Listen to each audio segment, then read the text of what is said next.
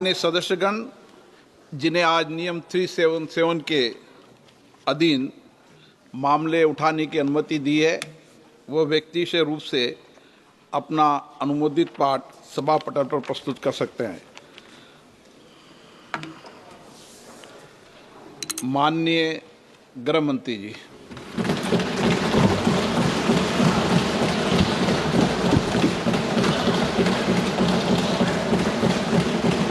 सम्माननीय अध्यक्ष जी,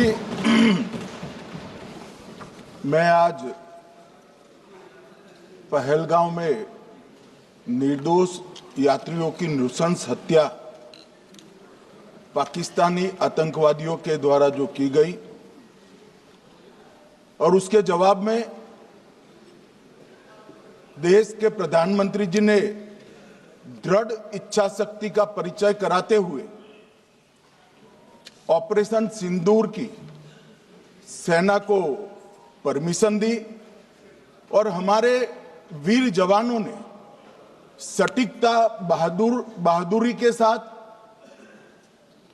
पाक स्थित आतंकवादी अड्डों को चूर चूर करने का काम किया। वो घटना पर जो बहस हो रही है, इसमें हिस्सा लेने के लिए मैं खड़ा हुआ हूं। माननीय अध्यक्ष जी, सबसे पहले पहलगांव में जो नृशंस हत्या की गई निर्दोष नागरिकों की, धर्म पूछकर उनको मारा गया, इनके परिवार के सामने मारा गया और बड़ी बर्बरता के साथ ये हत्याएं की गई, इसकी मैं घोर निंदा करता हूं। और जो मारे गए हैं इनके परिजनों के साथ अत्यंत हृदय की गहराइयों से मैं संवेदना भी व्यक्त करना चाहता हूं। ऑपरेशन सिंदूर के जवाब में पाकिस्तान के हमारे नागरिक ठिकानों पर गोलीबारी की, इसमें भी कुछ नागरिक हताहत हुए, गुरुद्वारा भी टूटा, मंदिर भी टूटा।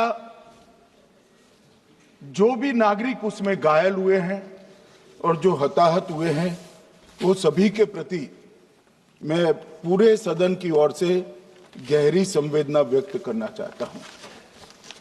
माननीय अध्यक्ष जी, कल से यहां पर पक्ष और विपक्ष दोनों की चर्चा चल रही है और स्वाभाविक है, जब इस तरह की नृशंस घटना घटे देश में, तब इस पर मुक्त चर्चा भी होनी चाहिए, चिंतन भी होना चाहिए, आगे न हो इसकी व्यवस्था की भी चिंता होनी चाहिए। माननीय अध्यक्ष जी, मैं विषय पर आने से पहले आपके माध्यम से सदन को और सदन के माध्यम से पूरे देश को ऑपरेशन महादेव जो कल एक हुआ है, इसकी जानकारी देना चाहता हूं। माननीय अध्यक्ष जी, कल ऑपरेशन महादेव में सुलेमान उर्फे फैजल जट, अफगान और जिब्रान, 3 आतंकवादी सेना, सीआरपीएफ और जम्मू कश्मीर पुलिस के संयुक्त अभियान में ऑपरेशन महादेव में मारे गए। और माननीय अध्यक्ष जी,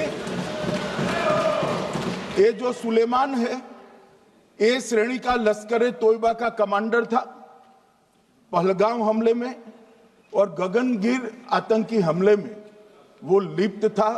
इसके ढेर सारे सबूत हमारी एजेंसियों के पास है। अफगान ए श्रेणी का लश्कर तैयबा का आतंकवादी था और जिब्रान भी ए ग्रेड आतंकवादी था।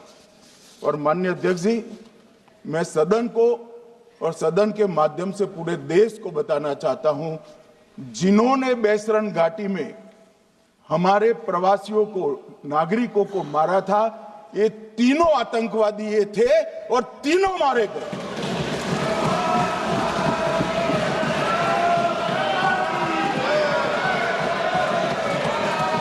मान्यवर,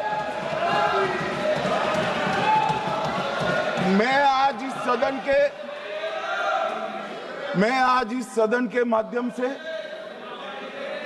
सेना के पैरा 4 सीआरपीएफ के सारे जवान जो अभियान में शामिल थे और जम्मू कश्मीर पुलिस के जो जवान थे, वो सभी को सदन और पूरे देश की ओर से बहुत बहुत साधुवाद देना चाहता हूं। माननीय अध्यक्ष जी, मैं इस ऑपरेशन महादेव के बारे में थोड़ा डिटेल में बताना चाहूंगा। ऑपरेशन महादेव की शुरुआत 22 मई 2025 को, एक प्रकार से तो जिस दिन हत्या हुई थी उसी दिन रात को 22 मई 2025 को हुई। जिस दिन हत्या हुई थी उसी दिन रात को एक सुरक्षा मीटिंग की गई थी जम्मू कश्मीर में। ये पूछ रहे थे, कोई गए नहीं, सिर्फ राहुल गांधी गए। अब आपकी आंख कौन से चश्मे से देख रही है मुझे मालूम नहीं। माननीय अध्यक्ष जी, 1 बजे हमला हुआ, मैं 5:30 बजे श्रीनगर में उतर चुका था। माननीय अध्यक्ष जी, अरे सुनो, मैं बताता हूँ ना 22 में, सुनो ना प्लीज, धैर्य रखकर सुनो, हमने आपको नहीं टोका है, सुनना पड़ेगा भाई, ऐसे नहीं चलेगा। माननीय अध्यक्ष जी, नहीं, पर बैठे बैठे मत बोलिए आप भी। माननीय अध्यक्ष जी, 23 अप्रैल को टिप्पणी मत करिए। एक सुरक्षा मीटिंग की गई। सभी सुरक्षा बल, सेना, CRPF, BSF, Jammu Kashmir police, और सबसे पहले उसमें निर्णय किया गया कि जो नृशंस हत्यारे हैं वो देश छोड़कर पाकिस्तान भाग न पाए, इसकी हमने पुख्ता व्यवस्था की और भागने नहीं। 22 मई को आईबी के पास एक ह्यूमन इंटेल आई और एक क्षेत्र के अंदर, दाची गांव क्षेत्र के अंदर आतंकवादियों की उपस्थिति की सूचना मिली। आईबी और सेना द्वारा दाचीकाम क्षेत्र में अल्ट्रा सिग्नल कैप्चर करने के लिए जो इंस्ट्रूमेंट हमारी एजेंसियों ने बनाए हैं, इसके द्वारा इस सूचना को पुख्ता करने के लिए मई से 22 जुलाई तक लगातार प्रयास किए गए। ठंड में ऊंचाइयों पर हमारे सेना के अधिकारी पैदल इनके सिग्नल प्राप्त करने के लिए घूमते रहे, आईबी के अफसर भी घूमते रहे, सीआरपीएफ भी घूमती रही, और मान्यवर 22 जुलाई को हमें सफलता मिली। सेंसर्स के माध्यम से आतंकवादी होने की पुष्टि मिल गई। तब 4 पैरा जो हमारी सेना का एक हिस्सा है, उसकी नेतृत्व में 4 पैरा के जवान, सीआरपीएफ के जवान और जम्मू कश्मीर पुलिस के जवान मान्यवर एक साथ ये आतंकवादियों को घेरने का काम किया। सेना, सीआरपीएफ, जम्मू कश्मीर पुलिस की मीटिंग भी की गई। जो 5 ह्यूमन एसेट्स थे उनको भी वहां भेजा गया, और कुल मिलाकर कल जो ऑपरेशन हुआ, इसमें हमारे निर्दोष नागरिकों को मारने वाले तीनों आतंकी मौत के घाट उतार दिए। मान्यवर, तीनों के नाम मैंने बताए हैं, सुलेमान उर्फे फैजल जट, अफगान और जिब्रान। मान्यवर, वो तो एक आशंका थी कि यही लोगों ने घटना की है, मगर मैं बाद में एनआईए की जांच पर आता हूं, एनआईए ने पहले से ही इनको, जिन्होंने आसरा लिया था, वो लोगों को गिरफ्तार कर रखा था। उनको खाना पहुंचाने वाले लोगों को अपने कब्जे में रखा था। तो जब आतंकवादियों के शव श्रीनगर आए, इनसे पहचान कराई गई। 4 लोगों ने पहचान लिया, यही 3 लोग थे जिन्होंने पहलगांव में आतंकी घटना को मगर हमने इस पर भी भरोसा नहीं किया मान्यवर, कोई जल्दबाजी नहीं की। हमने जो आतंकी घटना स्थान से कारतूस मिले थे, वो कारतूस का एफएसएल रिपोर्ट पहले से करा कर रखा था और चंडीगढ़ सेंट्रल एफएसएल के अंदर बैलिस्टिक रिपोर्ट के आधार पर उनका रिपोर्ट तैयार था। जब ये कल आतंकवादी मारे गए, इनकी 3 राइफलें पकड़ी गई। एक M9 अमेरिकन राइफल थी और 2 AK-47 राइफल थी। जो कारतूस मिले थे वो भी M9 और AK-47 के भी थे, मगर हमने इससे भी संतोष नहीं माना। ये राइफलों को एक विशिष्ट विमान के द्वारा कल रात को 12 बजे चंडीगढ़ पहुंचा गया और पूरी रात फायरिंग कर इसके भी खाली खोखे जनरेट किए गए। 2 खोखों का मिलान किया गया, राइफल की नाली और निकले हुए खोखों का भी मिलान हो गया। तब ये तय हो गया कि इन्हीं 3 राइफलों से हमारे निर्दोष नागरिक मारे गए। और मान्यवर, आज मैं सदन को बताते हुए बहुत खुश हूं। मोदी जी ने ऑपरेशन सिंदूर कर आतंकवादियों को जिन्होंने आतंकवादियों को भेजा था, उनके आकाओं को जमीन में मिलाने का काम किया था। सेना और सीआरपीएफ ने वो आतंकवादियों को भी समाप्त कर दिया। और मान्यवर,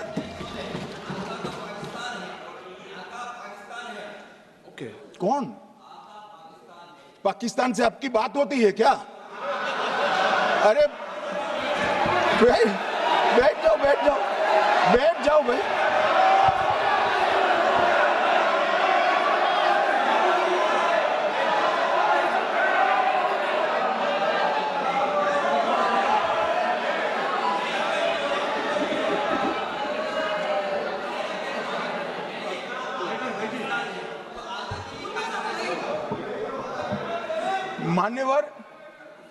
मान्यवर, मैं बताता हूं कैसे इनके आका मारे गए, वो भी नाम के साथ बताता हूं, जगह के साथ बताता हूं, घंटे, मिनट और सेकंड के साथ बताता हूं। मान्यवर, मैं तो अपेक्षा करता था कि जब ये सूचना सुनेंगे, पक्ष विपक्ष में खुशी की लहर दौड़ जाएगी, मगर ये स्याही पड़ गई इनके चेहरे। ये क्या है मान्यवर, किस तरह की पॉलिटिक्स? भाई, आतंकवादी मारे गए, आपको इसका भी आनंद नहीं है?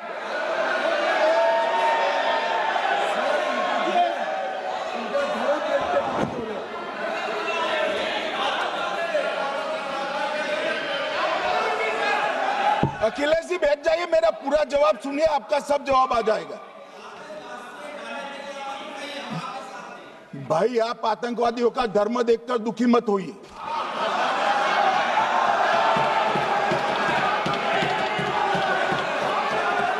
अखिलेश बैठ जाइए यार।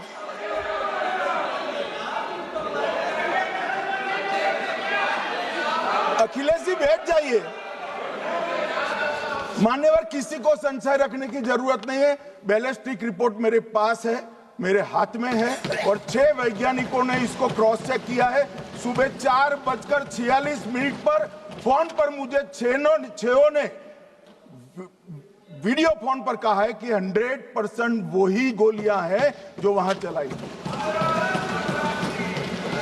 मान्यवर, ये हमारे देश की सेना, सीआरपीएफ और जम्मू कश्मीर पुलिस, ये तीनों का एक साझा बहुत बड़ा कामयाबी है, जिस पर 140 करोड़ को नाज होना चाहिए, देश की जनता को नाज। मान्यवर, मैं तो गया था वहां पर जब ये घटना हुई। दूसरे दिन इनके परिजनों को मिला था। 6 दिन की शादी वाली बच्ची विधवा होकर मेरे सामने खड़ी थी। आज तक मैं वो दृश्य नहीं भूल सकता। मगर आज सारे परिजनों को मैं कहना चाहता हूं कि मोदी जी ने ऑपरेशन सिंदूर से भेजने वालों को भी मारा और हमारे सुरक्षा बलों ने जिनको भेजा था उनको भी मार दिया और एक ऐसा सबक सिखाया है कि आने वाले कई दिनों तक कोई ऐसी हिम्मत नहीं कर पाएगा।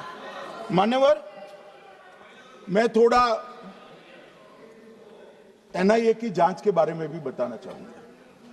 मान्यवर, जिस दिन लश्कर-ए-तोयबा ने और इसके आउटफिट टीआरएफ ने इसकी जिम्मेदारी ली, उसी दिन हमने तय कर लिया था कि ये जांच एनआईए को सौंप दी जाएगी, क्योंकि एनआईए आतंकवाद के केसों की जांच के लिए, वैज्ञानिक तरीके से जांच करने के लिए और सजा कराने के लिए महारत हासिल की हुई विश्व मान्य एजेंसी है, जिसका सजा कराने का दर 96% से ज्यादा है। मान्यवर, हमने तुरंत ही इसकी जांच एनआईए को दे दी। हमने पूरी व्यवस्था की। सेना, बीएसएफ, सीआरपीएफ और जम्मू कश्मीर पुलिस ने कि ये लोग देश छोड़कर भाग न जाए। और मान्यवर, इसकी जांच की शुरुआत हुई। एक थकाने वाली बहुत लंबी जांच हुई है। जांच के दौरान मृतक के परिजन जो साथ में थे, उनको सभी को चर्चा किए गया। पर्यटकों, खच्चर वालों, पोनी वालों, फोटोग्राफर, कर्मचारियों, विभिन्न दुकान में काम करने वाले लोगों, कुल मिलाकर 1055 लोगों की लंबी 3000 घंटे से ज्यादा पूछताछ इंफॉर्मेशन के लिए की गई और इस सबको वीडियो पर रिकॉर्ड कर दिया गया। और बाद में इसके आधार पर स्केच बनाया गया और ढूंढते 22/6/25 को एक बशीर की पहचान की गई और परवेज की पहचान की गई, जिन्होंने आतंकवादी घटना के अगले दिन आतंकवादियों को शरण दी थी। उनको अपने ढोक में रखा था। वो दोनों को गिरफ्तार कर लिया गया। अब वो हमारी कस्टडी में है। दोनों गिरफ्तार अपराधियों ने खुलासा किया कि 21/4/25 की रात को 8 बजे 3 आतंकवादी बेसरन से लगभग 2 किलोमीटर दूर स्थित परवेज ढोक में आए थे। आतंकवादियों के पास AK-47 और M9 कार्बाइन थी। जो 2 आतंकवादियों ने काली पोशाक पहनी थी और एक ने छद्म वेश किया था। खाना खाया, चाय पी और ढोक से निकलते वक्त कुछ खाना, नमक, मिर्च और मसाले लेकर वो चले गए। मान्यवर, उस वक्त हमने जिन खोखों को रिकवर किया था, इसको हमने चंडीगढ़ FSL में टेस्टिंग के लिए भेज दिया। और जब चंडीगढ़ FSL में टेस्टिंग के लिए भेजा गया तो वही राइफल से एपको आतंकी हमला हुआ था, वो भी निश्चित हुआ। तो आज इसके साथ साथ दूसरे एपको आतंकी हत्या को अंजाम देने वाले आतंकियों का भी इसके साथ ही समाप्ति हुई है, उनको मार दिया गया है। मान्यवर, और इसके बाद में स्केच बनाया गया। गिरफ्तार किए गए दोनों आरोपियों की माता जो थी, इन्होंने ये तीनों आतंकियों के मृतदेहों को पहचान लिया है। दोनों आतंकवादी घटना में साथ लेने वाले उनके साथियों ने भी पहचान लिया है और अब उसकी FSL की पुष्टि भी आज सुबह 4 बजे हो गई थी। अब मैं जांच का पूरा ब्यौरा बताना चाहता हूं। मान्यवर, ये हमले में 3 पाकिस्तानी आतंकवादी थे। हमले में 2 AK-47 और 1 M9 कार्बाइन का प्रयोग किया गया था और अब जो पकड़े गए हैं, इसके सुलेमान के कारण एपको का मामला भी आज रिजॉल्व हो रहा है और आतंकवादियों को पनाह देने वाले 2 स्थानीय लोगों को भी इस केस में पकड़ लिया गया है। अब मान्यवर, कल पूछते थे कहां से आए, कहां गए, किसकी जिम्मेदारी है। भाई, जिम्मेदारी हमारी ही है। हम सरकार में हैं, हमारी ही जिम्मेदारी। मगर मैं पूछता हूं, जब आप सरकार में थे तब क्या क्या हुआ था, इसकी जिम्मेदारी किसकी थी? और क्यों निर्वाण नहीं किया वो भी बाद में पूछूंगा, जरा धीरज से सुनना। मगर मान्यवर, मुझे एक बड़ा दुख हुआ। कल इस देश के पूर्व गृह मंत्री चिदंबरम जी ने सवाल उठाया कि क्या प्रूफ है कि ये आतंकवादी पाकिस्तान से आए, और मान्यवर कब उठाया? जब संसद में चर्चा होने वाली थी। क्या कहना चाहते हैं चिदंबरम साहब? किसको बचाना चाहते हैं? पाकिस्तान को बचाकर आपको क्या मिलेगा? वो ये कह रहे हैं कि और क्या है, मत जवाब दो।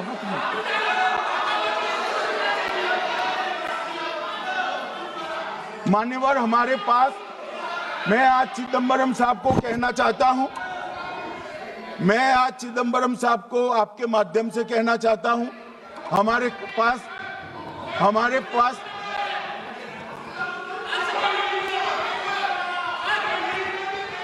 मान्यवर, हमारे पास प्रूफ है, वो भी मैं सदन के सामने रखना चाहता हूं कि तीनों पाकिस्तानी थे। 3 में से 2 के पाकिस्तान के वोटर नंबर भी आज हमारे पास उपलब्ध है। मान्यवर, ये राइफलें हैं, ये राइफलें भी हमारे पास उपलब्ध है। इनके पास से जो चॉकलेटें मिली हैं, वो चॉकलेटें ढोक में से मिली, वो भी पाकिस्तान की बनाई हुई चॉकलेट है। मान्यवर, ये कहते हैं कि पाकिस्तानी नहीं थे, इसका मतलब पूरी दुनिया के सामने इस देश का एक पूर्व गृह मंत्री पाकिस्तान को क्लीन चिट दे रहा है।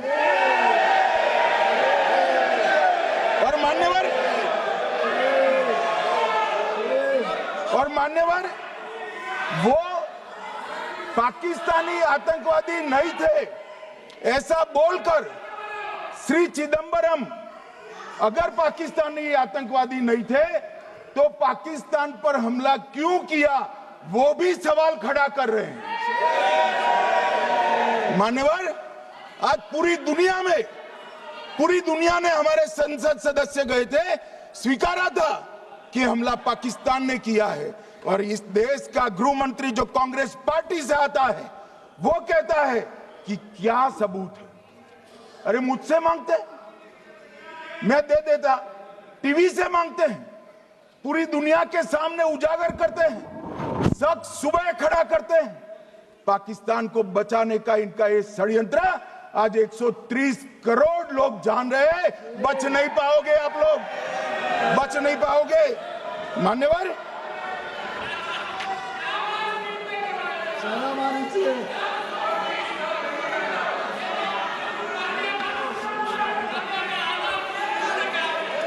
मान्यवर, अब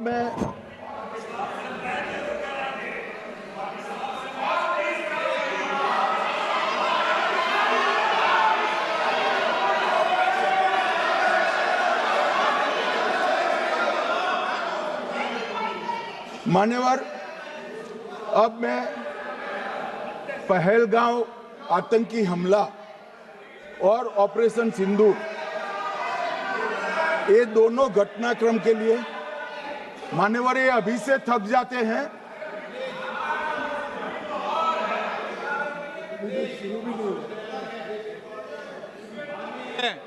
प्लीज बैठिए।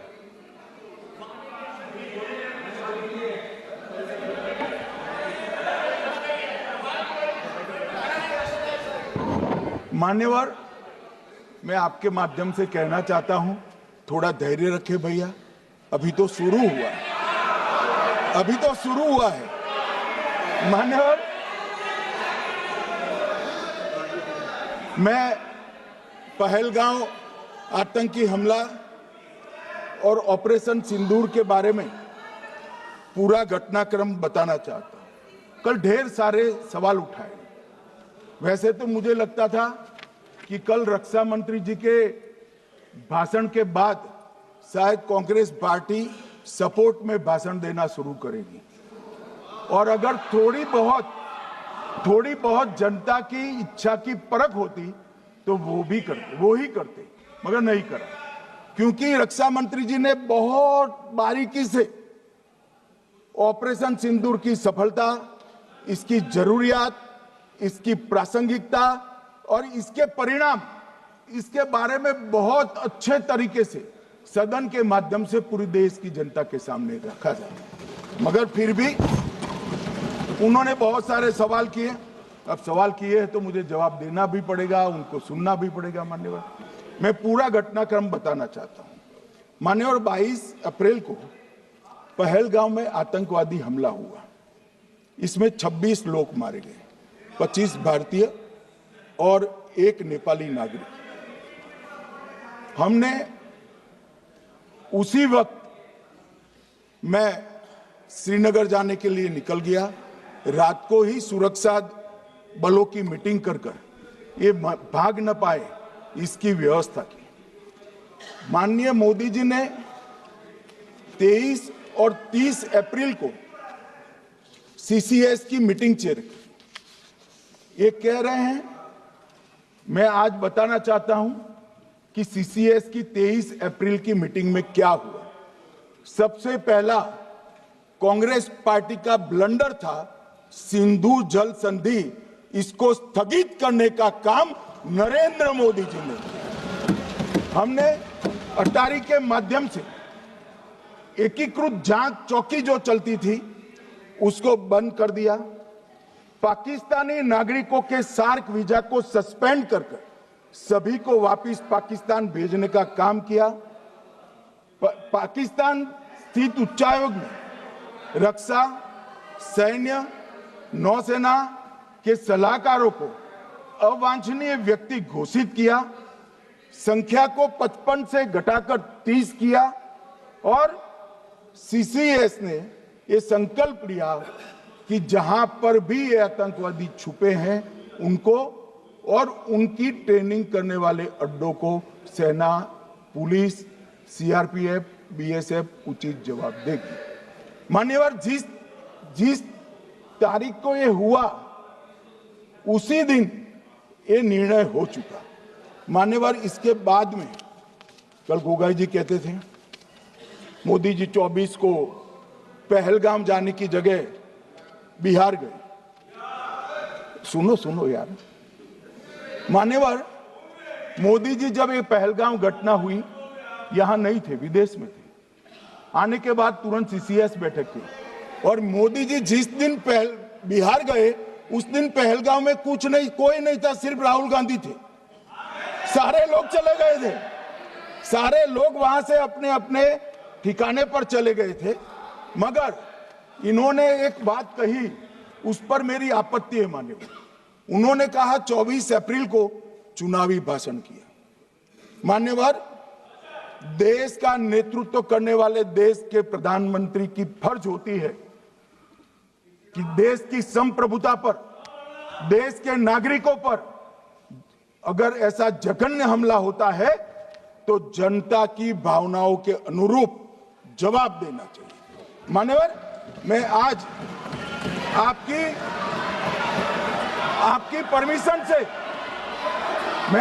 परमिशन से मोदी जी के बिहार भाषण के कुछ अंश पढ़ना चाहता हूं। कोट अनकोट है। 22 अप्रैल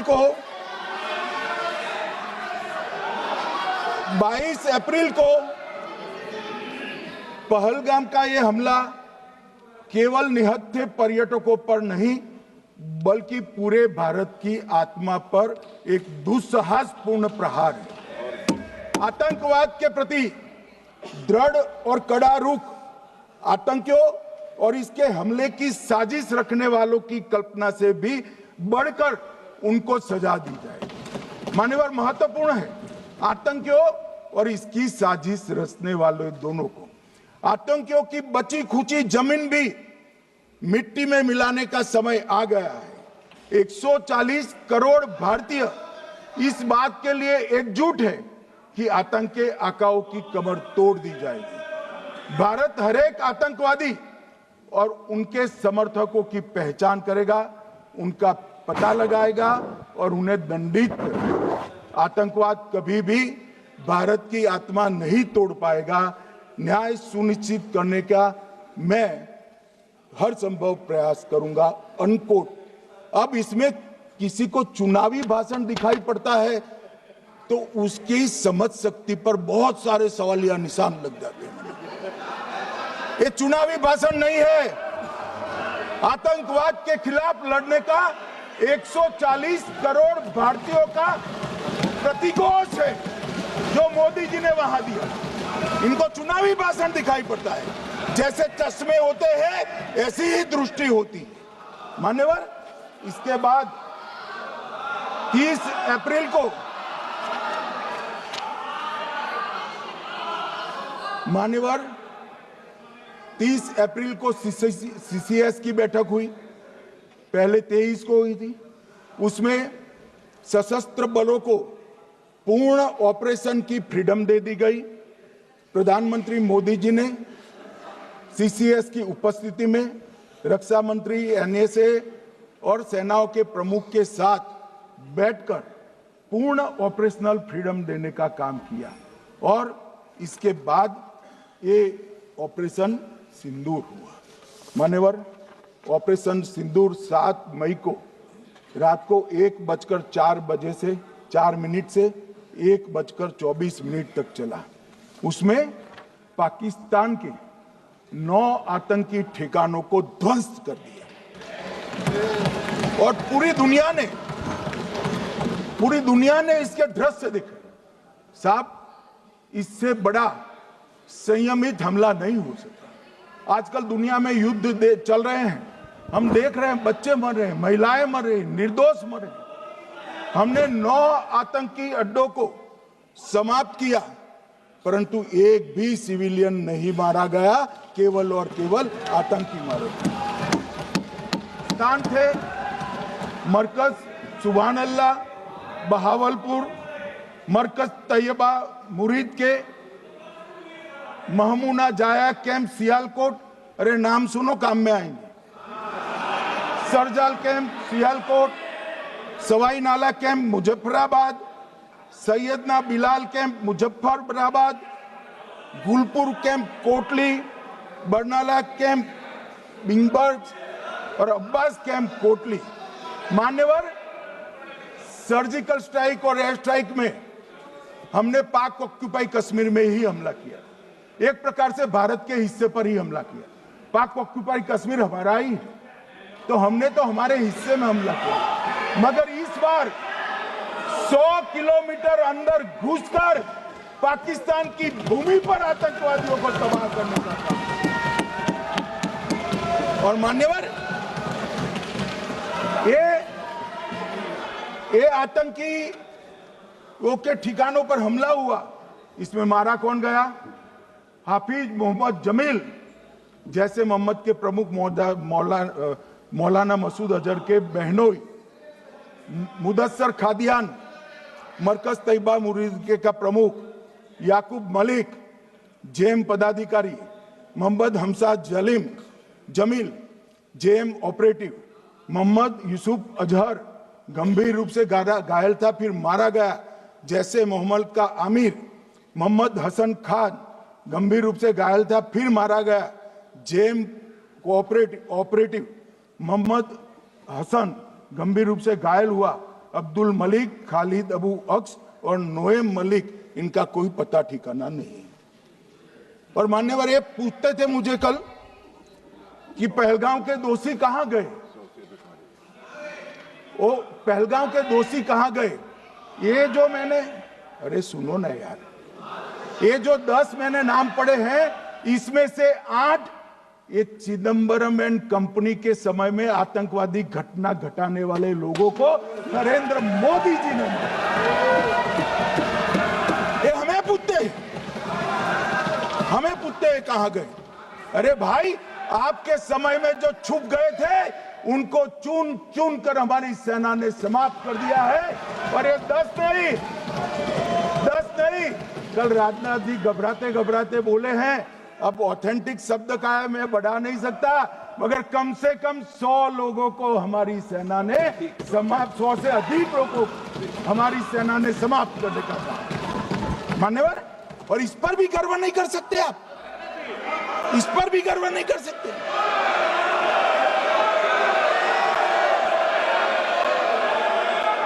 मान्यवर,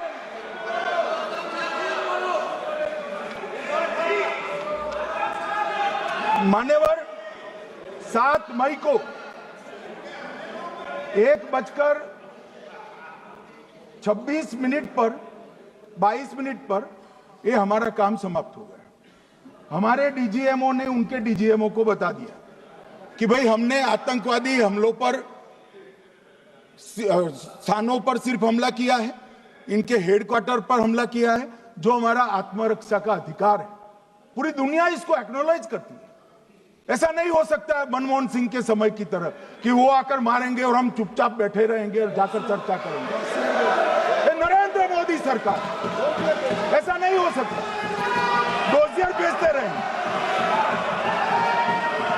मान्यवर, उरी में हमला हुआ, हमने सर्जिकल स्ट्राइक किया। पहलगाम में हमला हुआ, एयर स्ट्राइक करा, और अरे पुलवामा में हुआ, एयर स्ट्राइक करा, और पहलगाम में हमला किया। 100 किलोमीटर अंदर जाकर 9 अड्डों और 100 से ज्यादा आतंकवादी को समाप्त। मान्यवर, अब देखिए, हमने तो हमला किया था पाकिस्तान स्थित टेररिस्ट ठिकानों पर। अब पाकिस्तान से गलती हो गई।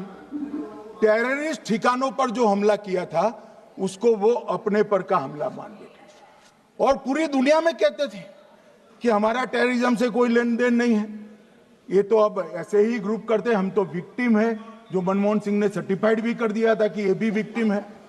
मान्यवर, मगर दूसरे दिन इनकी श्रद्धांजलि का कार्यक्रम हुआ और पाकिस्तान को मालूम नहीं पड़ा कि ये पूरी दुनिया देखेगी।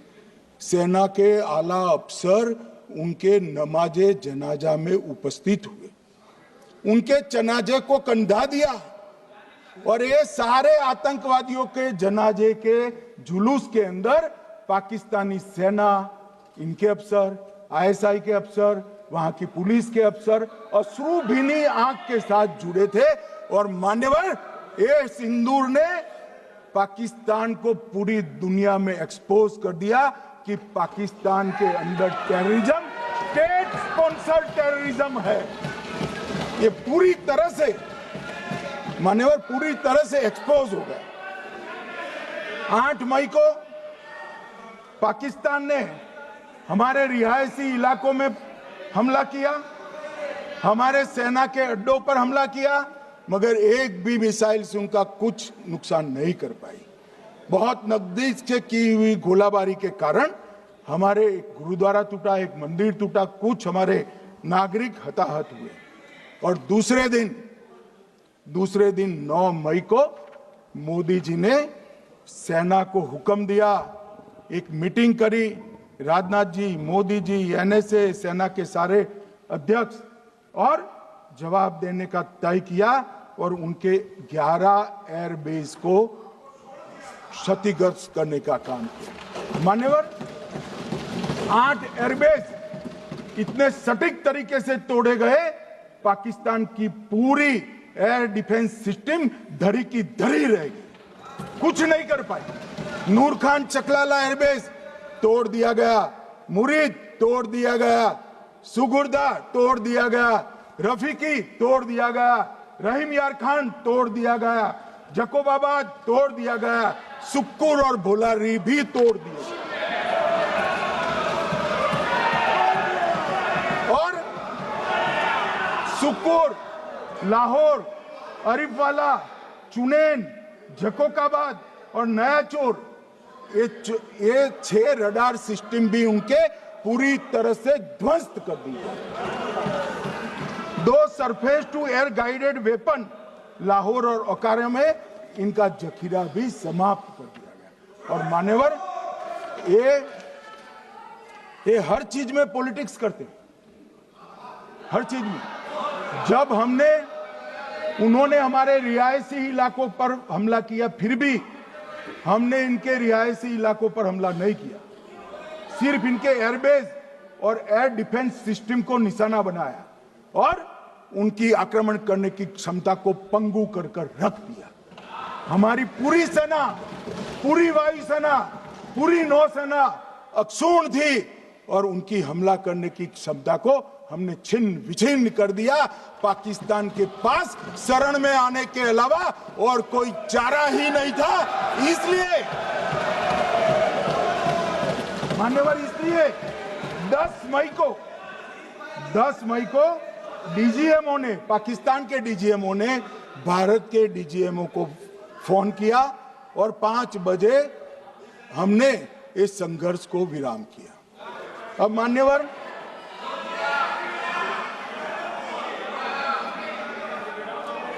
ये लोग कल सवाल उठा रहे थे कि इतनी अच्छी पोजीशन में थे, आपने युद्ध क्यों नहीं किया? युद्ध के कई परिणाम होते हैं मान्यवर, करना न करना वो सोचकर करना पड़ता है। मगर मैं इसी देश के इतिहास से कुछ घटनाएं बताना चाहता हूं। 1948 में मान्यवर, कश्मीर में हमारी सेनाएं निर्णायक बढ़त पर थी। सरदार पटेल ना बोलते रहे, जवाहरलाल नेहरू जी ने एक तरफा युद्ध विराम कर दिया। और मान्यवर, मैं बड़ी जिम्मेदारी के साथ कहता हूं, मैं इतिहास का विद्यार्थी हूं। पाक ऑक्यूपाई कश्मीर का अगर अस्तित्व है तो जवाहरलाल नेहरू जी की ये युद्ध विराम के कारण है। इसका जिम्मेदार जवाहरलाल नेहरू है। मान्यवर, 1960 में सरदार पटेल ने विरोध किया था, गाड़ी लेकर आकाशवाणी तक गए थे, घोषणा न करते दरवाजे बंद कर दिए थे।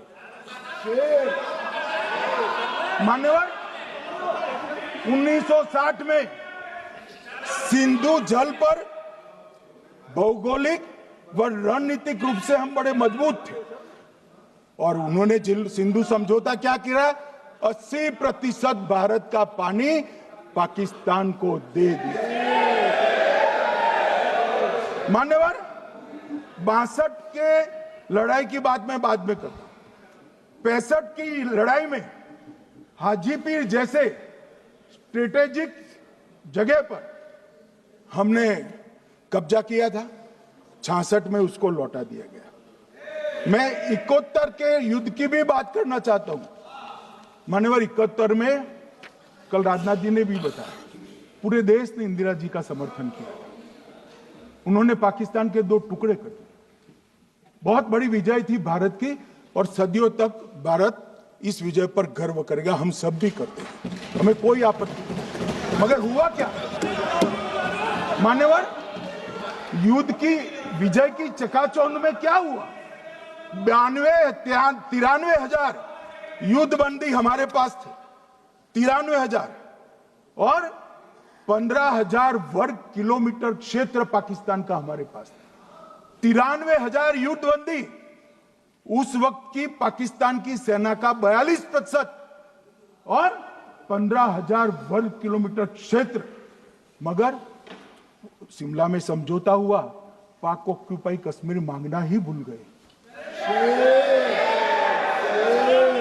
अगर उस वक्त पाक ऑक्यूपाई कश्मीर मांग लेते, न रहेगा बांस, न बजती बांसुरी। ये कैंप तोड़ने की जरूरत न पड़ती साहब आपको, हमको।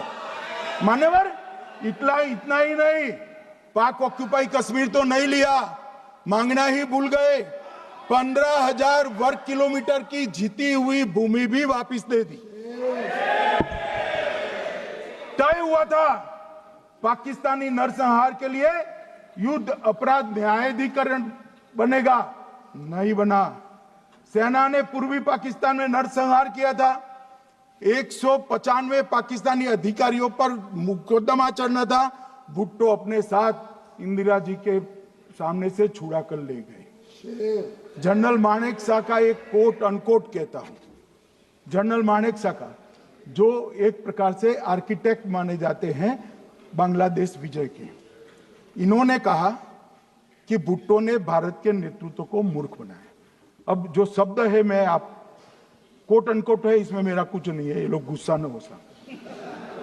आई told her into bracket Indira Gandhi, Indira ji को कहा that he into bracket Bhutto के लिए he has made monkey out of you. समझ में आता है? ये फील्ड मार्शल साहब ने कहा है मान्यवर, और ये हमें सिखा रहे हैं, ये नहीं किया, वो नहीं किया, फलाना नहीं किया, ठिकाना नहीं किया। अरे भाई, आप तो पाकिस्तान को क्लीन चिट दे रहे हो कि पाकिस्तान ने हमला ही नहीं किया है। क्या अधिकार है आपको पूछने का? कोई अधिकार नहीं है साहब। देखिए क्या होता है, मैंने कहा पाकिस्तान को क्लीन चिट दे रहे हो, तो कनी मोदी जी कह रही है कि नहीं, हम नहीं दे रहे। कनी मोदी जी, माननीय अध्यक्ष जी, आपके माध्यम से मैं कनी मोदी को बताना चाहता हूं, माननीय सदस्य जी को, कि वो कह रही है हमने नहीं दिया, मगर जिसके साथ बैठते हो उसका दोस्त तो आपके सर पर आएगा ना। चिदंबरम जी कर रहे हैं, आपके राज्य से है, कांग्रेस के प्रमुख नेता है, देश के पूर्व गृह मंत्री कह रहे हैं कि पाकिस्तान ने आतंकवादी नहीं भेजे थे। क्या क्लीन चिट देना चाहते? किसी को अधिकार नहीं है साहब यहां आतंकवाद पर बोलने का, किसी को अधिकार नहीं। मान्यवर, मैं अब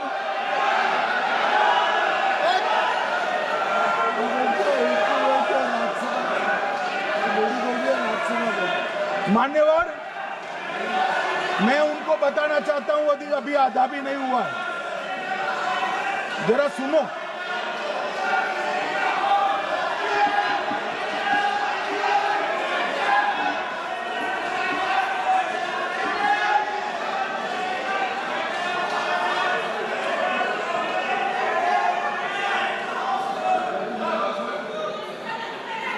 मान्यवर,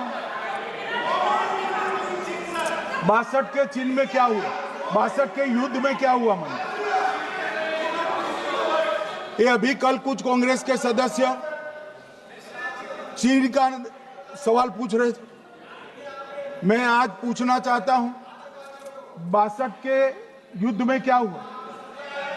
38,000 वर्ग मीटर, पूरा सदन ध्यान से सुने, 38,000 वर्ग मीटर अक्साई चीन का हिस्सा चीन को दे दिया गया।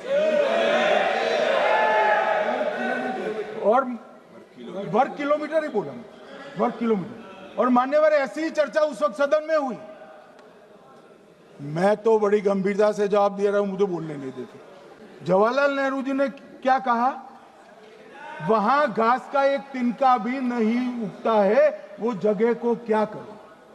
तो एक संसद सदस्य ने, नेहरू जी का सर मेरे जैसा था, महावीर प्रसाद त्यागी जी ने कहा कि आपके सर पर भी एक बाल नहीं, वो चीन बेच दे क्या?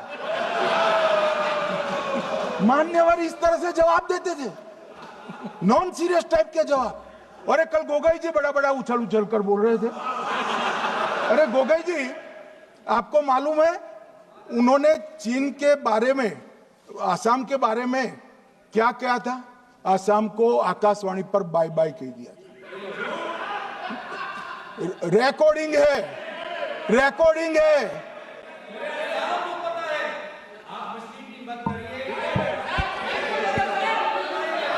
मान्यवर, मैं भी सहमत हूं, पूरे आसाम को पता है। मान्यवर,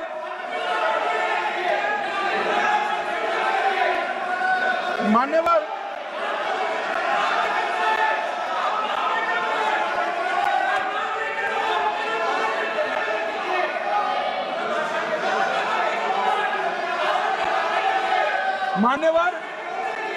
मुझे मालूम है पूरे आसाम को पता है, इसीलिए तो वो विरोध पक्ष में बैठे हैं वहां पर आसाम में, पूरे आसाम को पता है। और मान्यवर,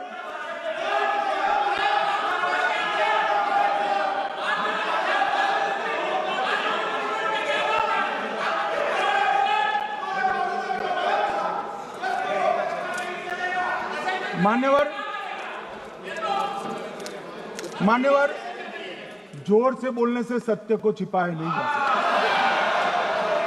मैं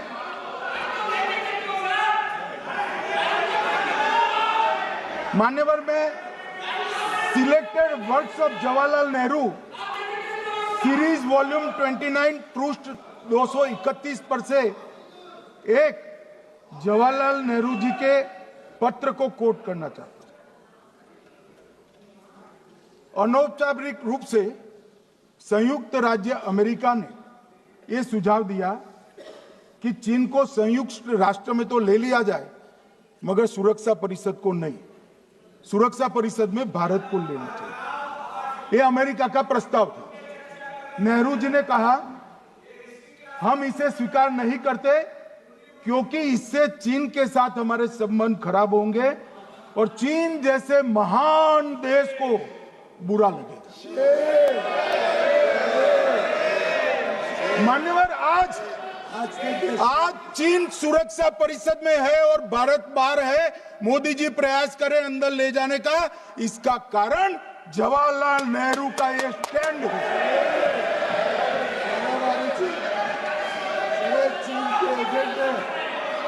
और मान्यवर, ये तो पीढ़ी दर पीढ़ी चलता आ रहा है। राजीव गांधी फाउंडेशन ने चीन के साथ एमओयू कर दिया। अब कहते नहीं है कि एमओयू में क्या था, ये तो बताओ भाई, क्या एमओयू किया था राजीव गांधी फाउंडेशन ने? और जब डोकलाम में हमारे सेना के जवान चीन की सेना के सामने आंख में आंख डालकर बैठे थे, वो चीन के राजदूत के साथ राहुल गांधी मीटिंग कर। ये मान्यवर ऐसा नहीं है। जवाहरलाल नेहरू, सोनिया गांधी, राहुल गांधी, तीन पीढ़ी तक के चीन का प्रेम उतरता जा रहा है। मान्यवर,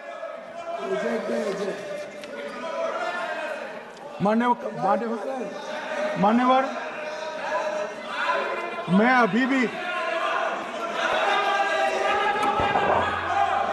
अभी भी एक बात इस महान सदन के माध्यम से देश की जनता को कहना चाहता हूं, जो मेरी मान्यता है।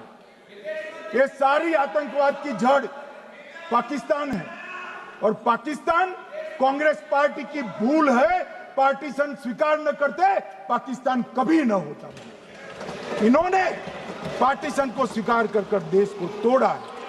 मान्यवर, कल विदेश मंत्री जी बता रहे थे शर्म अल शेख सम्मेलन का बलूचिस्तान ब्लंडर, जिसने पाकिस्तान को हमारे साथ चर्चा करने के लिए इक्वल फुटिंग पर ला दिया। मान्यवर, अब ये टेररिज्म की बात करते हैं। मैं इसमें भी पूरे देश की जनता को टेररिज्म की विगत 20 साल की स्थिति से अवगत कराना चाहता हूं। मान्यवर, अटल जी की सरकार थी। 2002 में टेररिज्म को समाप्त करने के लिए अटल जी की सरकार, एनडीए की सरकार, भाजपा सरकार पोटा का कानून लेकर आई। मान्यवर, मैं सदन को याद कराना चाहता हूं, पोटा कानून का विरोध किसने किया था? किसने किया? कांग्रेस पार्टी ने किया। हमारे पास बहुमत नहीं था राज्यसभा में। मजबूरन हमने कानून को घिर गया, मजबूरन संयुक्त सत्र बुलाना पड़ा और पोटा कानून संयुक्त सत्र में पारित हुआ। देश नहीं भूल सकता मान्यवर। और पोटा कानून को रोककर आज भी कांग्रेस पार्टी के नेता जब बोले तब कहे, पोटा कानून को रोककर किसको बताना चाहते थे आप? किसको बचाना चाहते थे? पोटा तो आतंकवादियों के खिलाफ था। पोटा को रोककर अपनी वोट बैंक का उल्लू सीधा करने के लिए आप आतंकवादियों को बचाना चाहते। और मान्यवर, 2004 में अटल जी की सरकार गई, मनमोहन सिंह, सोनिया गांधी की सरकार आई। आते ही पहला काम क्या किया मान्यवर? पहली ही कैबिनेट में पोटा कानून को रद्द कर दिया। मैं फिर से पूछता हूं, किसके फायदे के लिए कांग्रेस पार्टी ने पोटा कानून रद्द किया?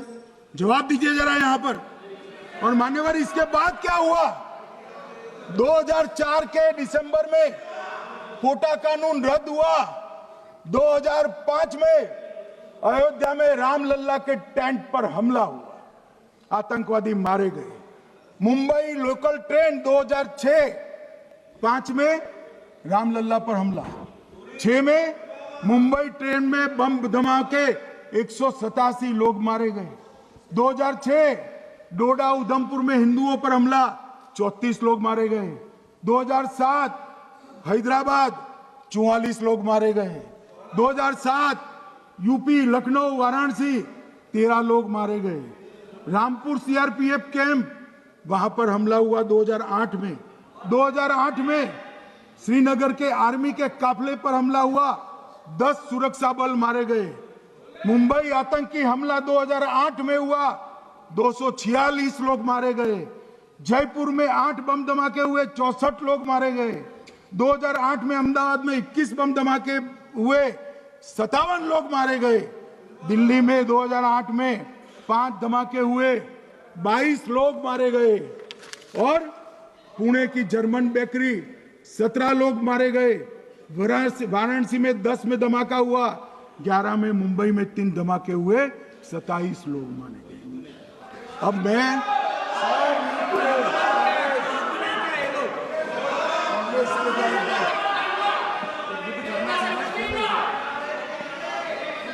मान्यवर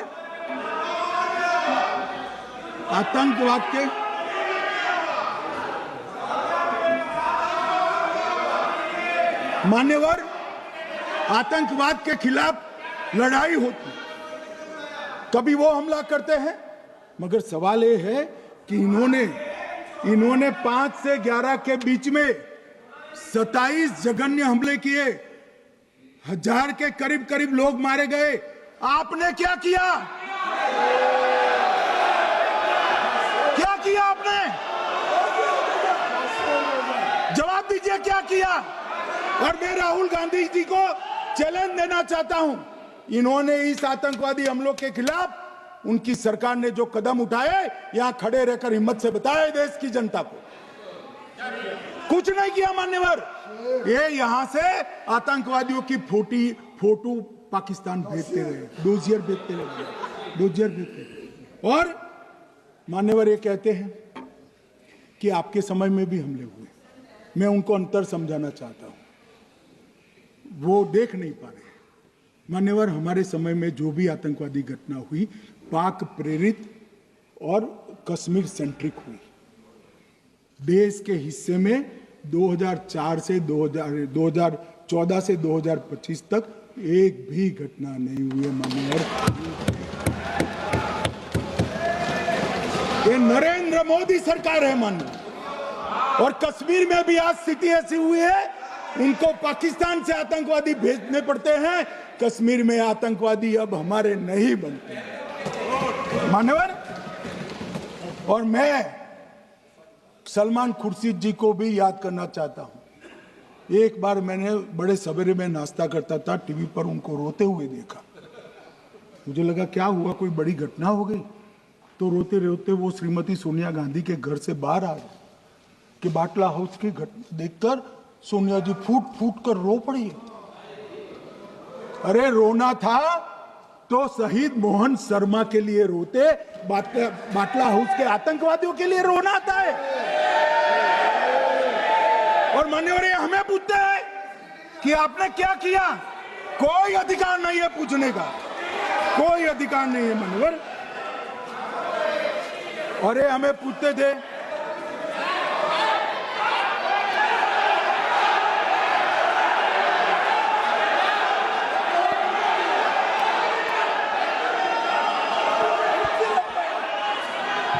मान्यवर, अभी 25% बाकी।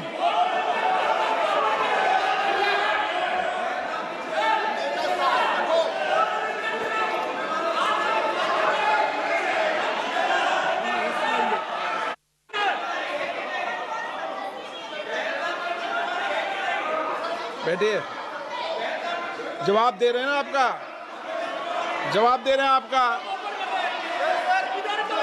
पहलगांव के बाद जो घटनाक्रम घटित उसका जवाब दे दिया ना माननीय गृह मंत्री जी ने। आपने पूछा आतंकवादियों क्या हुआ, आतंकवादियों का जवाब दे दिया। क्या पूछना चाहते हैं आप? आपने हर सवाल पूछा, हर सवाल जवाब सुनिए। माननीय गृह मंत्री जी।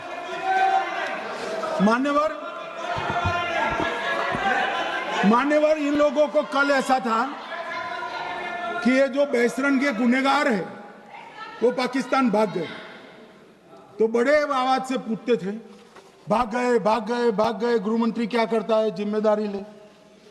हमारी तो सेना ने ठोक दिया, सीआरपीएफ ने ठोक दिया। मान्यवर, अब मेरा तो जवाब बनना ना देता है ना वो मांगना बनता है, मगर मैं उनको कुछ पूछना चाहता हूं।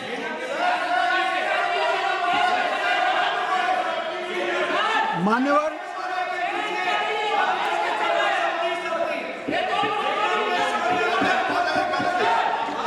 प्लीज, मारेगी तो सेना ही ना, सेना अब ऐसे भी मारेगी ना,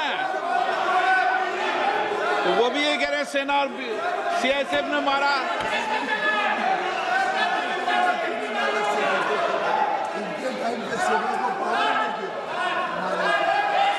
मान्यवर, ये कहते हैं, साहब इसको बिठाओ जरा।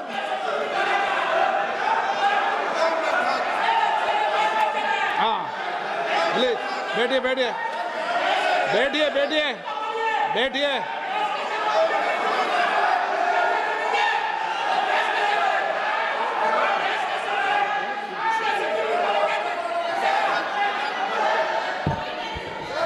सबको मान्यवर, ये लोग मुद्दा उठाना चाहते हैं तो जरूर उठाए। मैं आज सुबह ही सलमान खुर्शीद जी का वो इंटरव्यू मेरे मोबाइल में रिजर्व कर आया हूं। आप जब भी कहोगे ये पूरे टीवी पर बताने के लिए मैं तैयार, सेव कर आया हूं। इनकी इच्छा है तो कल एक समय तय करिए, यहां बता दीजिए चारों टीवी में, और देश की जनता भी देख ले।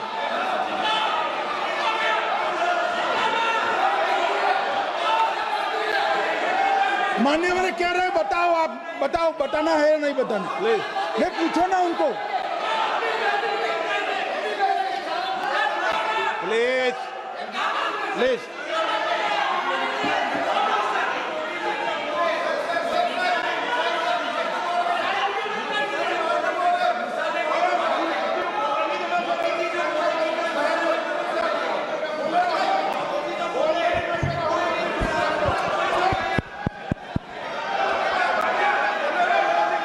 बिट्टू बैठ जाओ।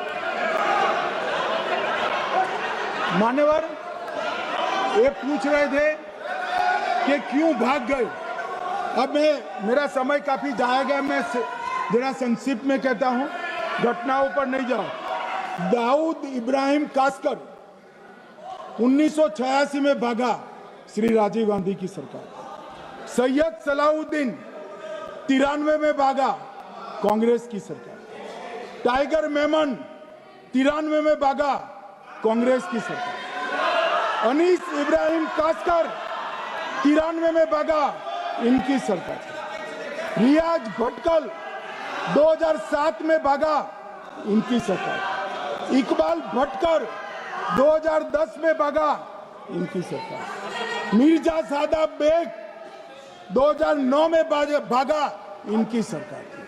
अब मान्यवर, मेरा तो जवाब मांग लिया, हमारे सुरक्षा बलों ने मेरा जवाब भी दे दिया, अब राहुल गांधी इसका जवाब दे।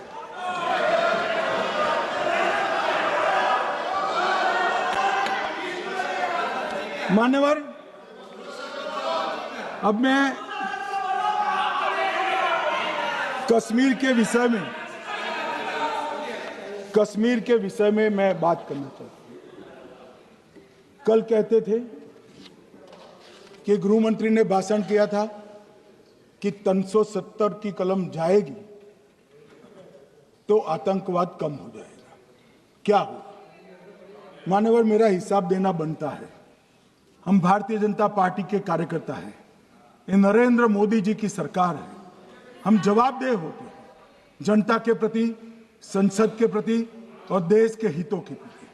मैं आज देश की जनता के सामने 2004 से 14 और 2015 से 25 10-10 साल का लेखा जोखा रखना चाहता हूं। 2004 से 14 में अखंड सोनिया मनमोहन की सरकार थी 10 साल की, और 15 से 25 अखंड रूप से नरेंद्र मोदी जी की सरकार। कश्मीर में टेरर इंसिडेंट 7,217 हुए थे 2004 से 14 में। 70% की कमी के साथ 2150 हो गए 1525। नागरिकों की मृत्यु 2004 से 14 में 1770 हुई, 2015 से 25 में कम होकर 357 हो गई, 80%। सिक्योरिटी फोर्सेस की मृत्यु 1060 हो गई उस वक्त, और हमारे समय में 542 हुई, और टेररिस्टों की मृत्यु में 123% की वृद्धि हुई। ये हमें पूछ रहे हैं क्या हुआ? आंकड़े से भाग नहीं सकते भाई, आंकड़े से भाग नहीं सकते।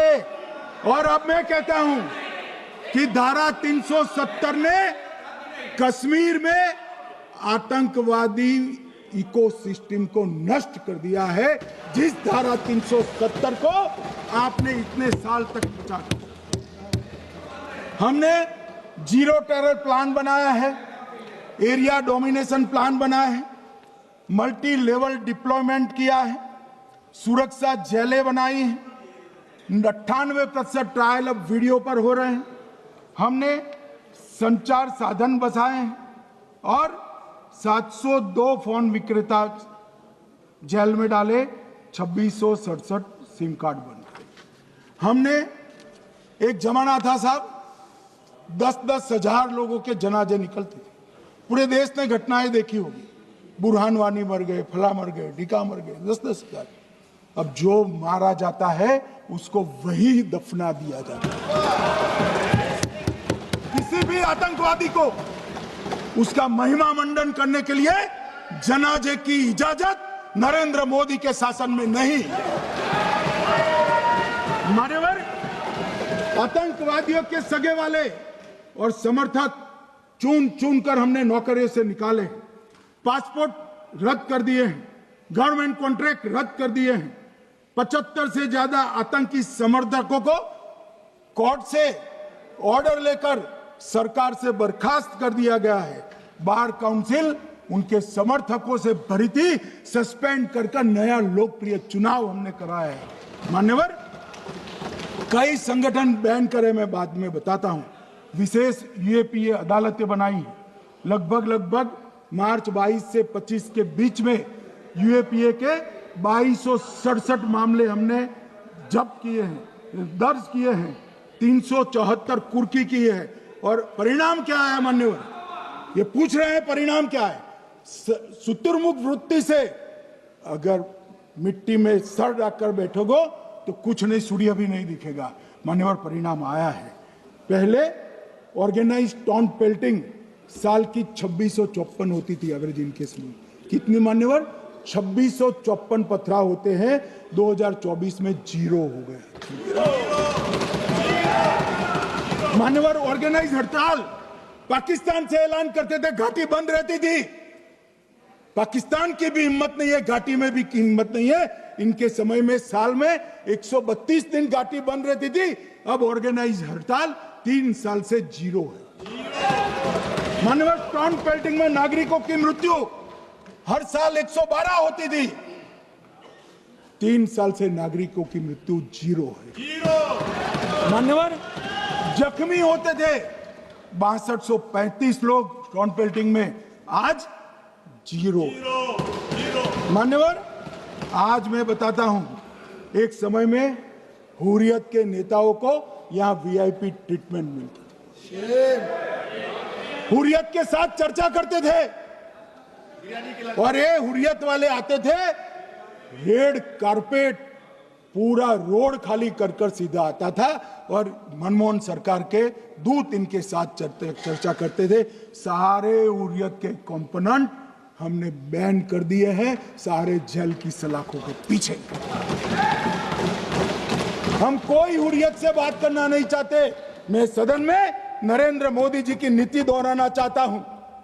हुर्रियत टेररिस्ट संगठनों के आउटफिट है, हम इनसे बात नहीं करेंगे। हम अगर किसी से बात करेंगे तो घाटी के युवाओं के साथ बात करेंगे, हुर्रियत के साथ बात। मान्यवर, चुनाव के दौरान डर का माहौल होता था, अब 98.3% मतदान हुआ पंचायत चुनाव। कांग्रेस की बंद बहिष्कार का समय बंद हो गया। सेपरेटिस्ट बात करना चाहते थे, अब वो नहीं कर सकते।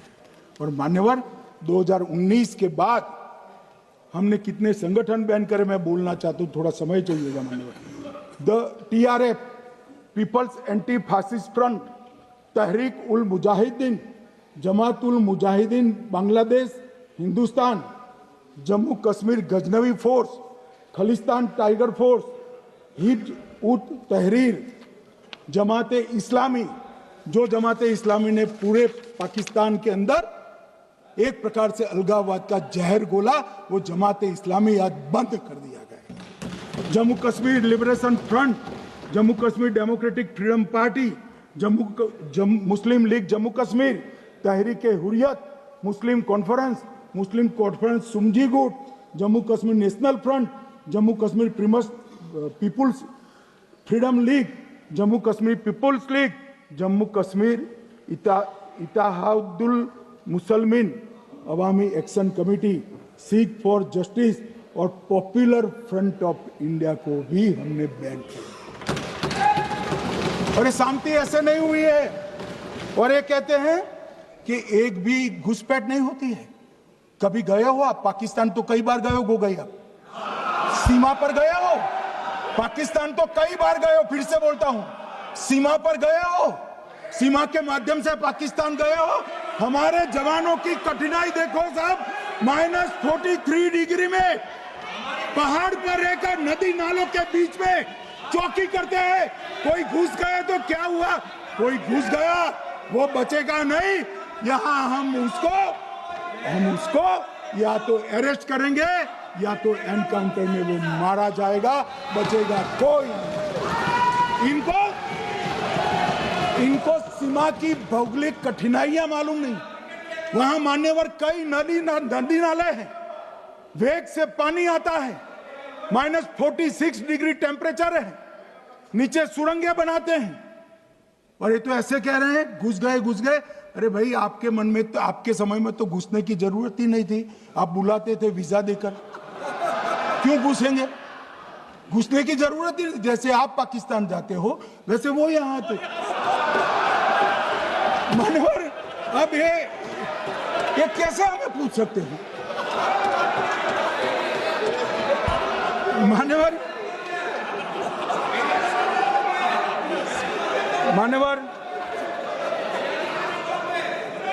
मैं समझ रहा हूं, मान्यवर मैं समझ रहा हूं, पोटा का विरोध करने वाले को नरेंद्र मोदी की आतंकवादी विरोधी नीति नहीं पसंद आई। मैं समझ रहा हूं, पोटा रद्द करने वाले को नरेंद्र मोदी जी की एंटी टेरर नीति पसंद नहीं आई। मैं समझ रहा हूं, टेररिस्टों का बचाव कर वोट बैंक बनाने वालों को एक कोई नीति पसंद नहीं आएगी। मानवर, इसका विरोधी होना है। परंतु मैं आज एक बात यहाँ सदन के सामने आपके माध्यम से सदन को और दुनिया को बताना चाहता हूँ। मानवर, ये नरेंद्र मोदी सरकार है, टेररिज्म के खिलाफ हमारी जीरो टॉलरेंस की नीति है, ऑफर है, और हम विजयी हो। और मान्यवर, मैं फिर से अंत में ऑपरेशन महादेव में जुड़े हुए सेना, CRPF और जम्मू कश्मीर पुलिस के सभी जवानों को 2 हाथ जोड़कर प्रणाम कर बहुत बहुत धन्यवाद।